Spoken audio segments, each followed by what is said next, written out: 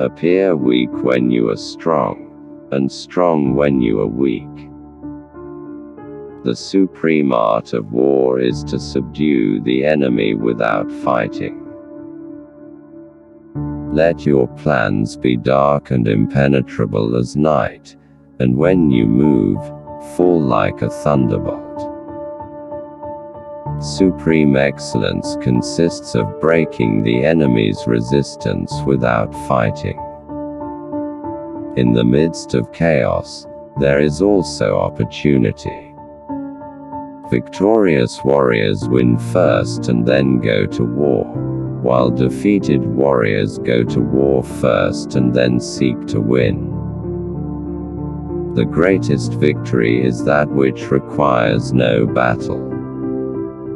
To know your enemy, you must become your enemy. Treat your men as you would your own beloved sons, and they will follow you into the deepest valley. Even the finest sword plunged into salt water will eventually rust.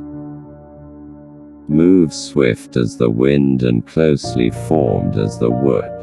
Attack like the fire and be still as the mountain. When you surround an army, leave an outlet free. Do not press a desperate foe too hard. Opportunities multiply as they are seized. When the enemy is relaxed, make them toil. When full, starve them. When settled, make them move. If you wait by the river long enough, the bodies of your enemies will float by. Know yourself and you will win all battles. To win 100 victories in 100 battles is not the acme of skill. To subdue the enemy without fighting is the acme of skill. So in war, the way is to avoid what is strong, and strike at what is weak. Be extremely subtle even to the point of formlessness. Be extremely mysterious even to the point of soundlessness. Thereby you can be the director of the opponent's fate. Build your opponent a golden bridge to retreat across. When strong, avoid them. If of high morale, depress them. Seem humble to fill them with conceit. If at ease, exhaust them. If united, separate them. Attack their weaknesses. Emerge to their surprise. The whole secret lies in confusing the enemy, so that he cannot fathom our real intent. The wise warrior avoids the battle. What the ancients called a clever fighter is one who not only wins, but excels in winning with ease. Rouse him, and learn the principle of his activity or inactivity. Force him to reveal himself, so as to find out his vulnerable spots. One mark of a great soldier is that he fight on his own terms or fights not at all.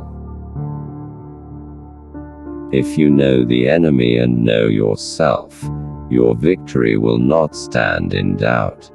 If you know heaven and know earth, you may make your victory complete. You have to believe in yourself. If the mind is willing, the flesh could go on and on without many things. He who is prudent and lies in wait for an enemy who is not, will be victorious. If your opponent is of choleric temper, seek to irritate him. Pretend to be weak, that he may grow arrogant. Attack is the secret of defense. Defense is the planning of an attack.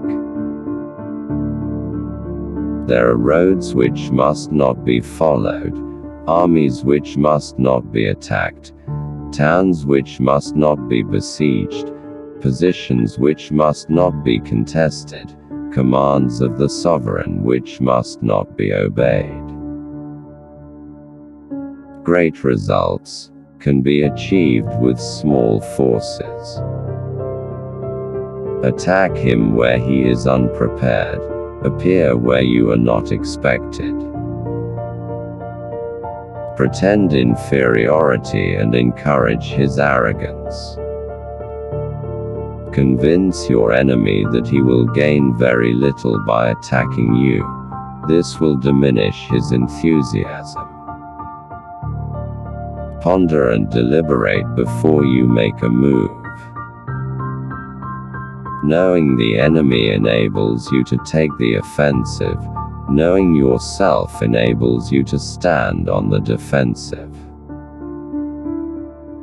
He will win who knows when to fight and when not to fight.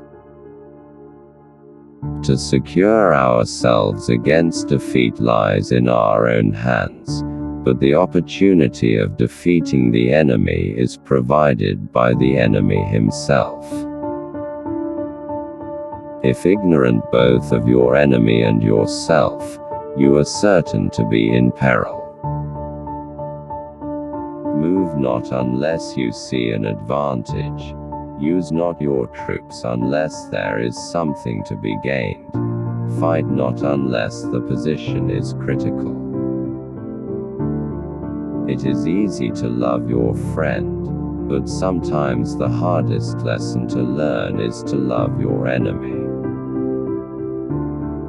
He will win who, prepared himself, waits to take the enemy unprepared. If he sends reinforcements everywhere, he will everywhere be weak. Be where your enemy is not. If his forces are united, separate them. Plan for what it is difficult while it is easy. Do what is great while it is small. Begin by seizing something which your opponent holds dear, then he will be amenable to your will. Rewards for good service should not be deferred a single day. But a kingdom that has once been destroyed can never come again into being, nor can the dead ever be brought back to life. Therefore, just as water retains no constant shape, so in warfare there are no constant conditions. Conform to the enemy's tactics until a favorable opportunity offers, then come forth and engage in a battle that shall prove decisive. When your army has crossed the border, you should burn your boats and bridges, in order to make it clear to everybody that you have no hankering after home.